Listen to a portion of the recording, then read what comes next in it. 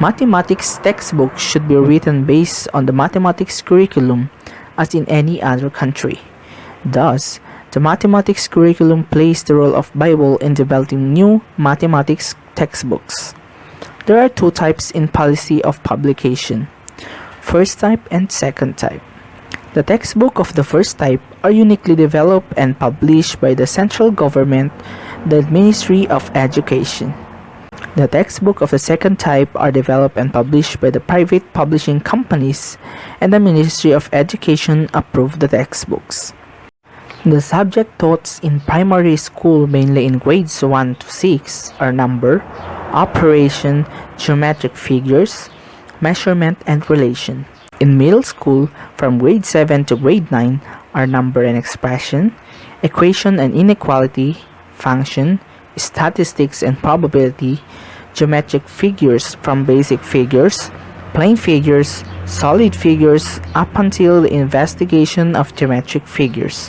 While in high school, the subjects are divided into four, which are common mathematics, mathematics 1, mathematics 2, and practical mathematics. The domain under common mathematics are algebra, analysis, and geometry.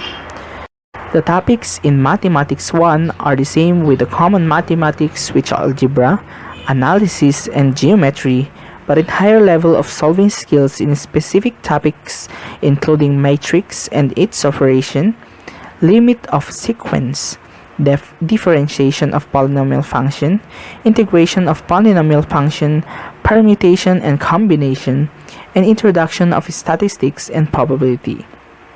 Same as true with the Mathematics 2 with the specific topics which are simple linear transformation and matrix, trigonometric functions and complex number, limit of a function, differentiation and integration, quadratic curve, space figure, coordinate in the space and application of vectors.